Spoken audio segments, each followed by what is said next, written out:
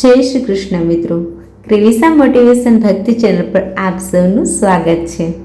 તો આજે આપણે વાત કરવાના છીએ 20 ઓગસ્ટ 2026 ગુરુવારના દિવસે શ્રાવણ સુદ આઠમ માસિક દુર્ગાષ્ટમી છે। તો આજે આપણે જાણીશું દુર્ગાષ્ટમી શું છે, આ દિવસે માતા દુર્ગાની ઉપાસના કેમ કરવામાં આવે છે, શું કરવું જોઈએ અને દેવીની કથા આપણને ખરેખર શું શીખવે છે। તો મિત્રો, દર મહિને આવતી આ એક અષ્ટમીને માતાજીની ઉપાસના માટે ખાસ કેમ માનવામાં આવે છે અને 20 ઓગસ્ટે આવતી દુર્ગાષ્ટમીમાં એવું શું ખાસ છે?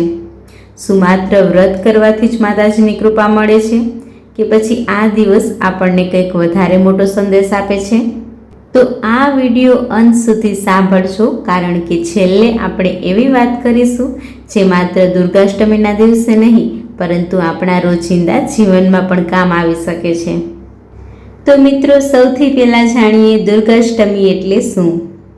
હિન્દુ પંચાંગમાં દર મહિનાની શુક્લ પક્ષની આઠમની તિથિને માસિક દુર્ગાષ્ટમી તરીકે મનાવવામાં આવે છે।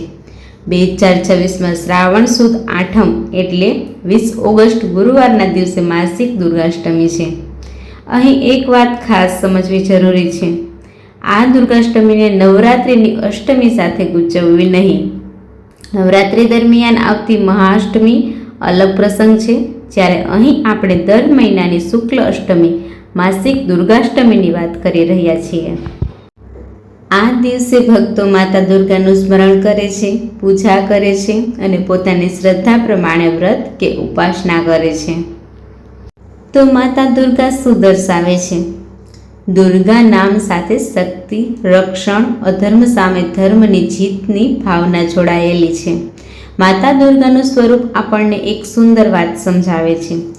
શક્તિનો અર્થ માત્ર બળ નથી, સાચી શક્તિ એટલે સત્ય માટે ઊભા રહેવાની હિંમત। એટલે દુર્ગાની ઉપાસના માત્ર બહારની મુશ્કેલીઓ દૂર કરવાની પ્રાર્થના નથી, તે આપણા અંદરના ભય, અહંકાર, ક્રોધ અને નકારાત્મકતા સામે લડવાની પ્રેરણા પણ બની શકે છે।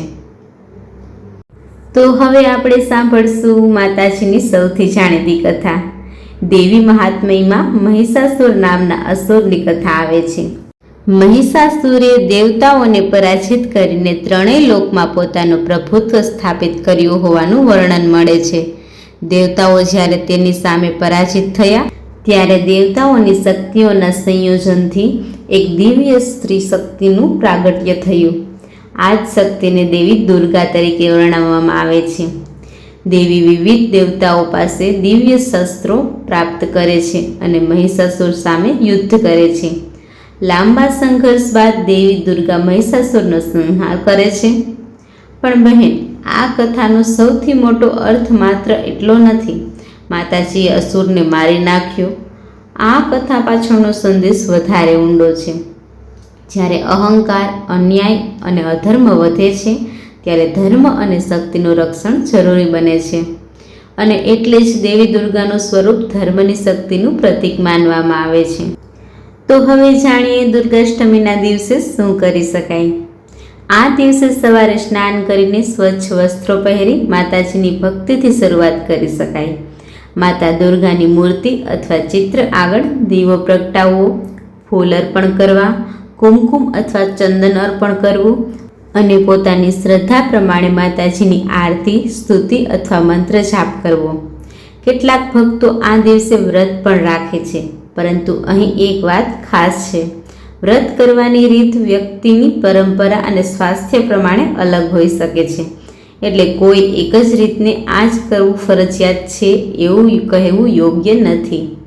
માતાજીની ભક્તિમાં ભાવ સૌથી મહત્વનો છે। હવે એક વાત દિલથી સાંભળજો। ઘણા લોકો ધાર્મિક વ્રત કરે છે અને પછી પૂછે છે, માતાજી મને શું આપશે? પરંતુ કદાચ આપણે પ્રશ્ન થોડો બદલવો જોઈએ। માતાજી, હું મારા જીવનમાં શું સુધારી શકું? જો દુર્ગાષ્ટમીના દિવસે આપણે એક ખરાબ આદત છોડવાનો સંકલ્પ કરીએ, કોઈને દુઃખ ન પહોંચાડવાનો સંકલ્પ કરીએ, માતા પિતાનું સન્માન કરવાનો સંકલ્પ કરીએ અને મુશ્કેલીમાં પણ સત્યનો સાથ ન છોડવાનો સંકલ્પ કરીએ, તો એ પણ માતાજીની ભક્તિ જ છે। કારણ કે માતા દુર્ગાની કથા આપણને માત્ર શક્તિ વિશે નથી કહેતી, તે આપણને ધર્મ માટે ઊભા રહેવાની હિંમત શીખવે છે. તો આ 20 ઓગસ્ટ દુર્ગાષ્ટમીના દિવસે માતાજીની સામે દીવો પ્રગટાવતી વખતે એક નાનો સંકલ્પ જરૂર કરજો. હે માતાજી, મને એટલી શક્તિ આપજો કે મુશ્કેલી આવે ત્યારે હું તૂટું નહીં, અન્યાય સામે મૌન ન રહું, મારા મનમાં અહંકાર ન આવે અને હંમેશા સત્ય અને સારા કર્મોના માર્ગે ચાલું. આવો સંકલ્પ કોઈ ચમત્કારની ગેરંટી નથી, પણ આપણા જીવનને વધુ સારું બનાવવાની એક સુંદર શરૂઆત જરૂર બની શકે છે. તો યાદ રાખજો, દુર્ગાષ્ટમી માત્ર કેલેન્ડરની એક તારીખ નથી. આ દિવસ આપણને યાદ અપાવે છે કે અંધકાર કેટલો પણ હોય, પ્રકાશ માટે એક દીવો પૂરતો હોય છે. અધર્મ કેટલો પણ વધે, ધર્મ માટે એક સાચો સંકલ્પ પૂરતો હોય છે. અને મુશ્કેલી કેટલી પણ મોટી હોય, હિંમત રાખનાર વ્યક્તિ ક્યારેય ખરેખર એકલા હોતા નથી. જો તમે પણ માતા દુર્ગામાં શ્રદ્ધા રાખો છો તો કોમેન્ટમાં પ્રેમથી લખજો જય માતાજી. અને આવી જ સાચી અને ધાર્મિક માહિતી માટે ક્રિવિસા મોટિવેશન ભક્તિ ચેનલને સબસ્ક્રાઈબ કરવાનું ભૂલશો નહીં. જય અંબામાં, જય દુર્ગામાં. અત્યારે બસ આટલું જ. ફરી મળીએ આવા જ ભક્તિભર્યો વિડીયોમાં. જય શ્રી કૃષ્ણ. રાધે રાધે.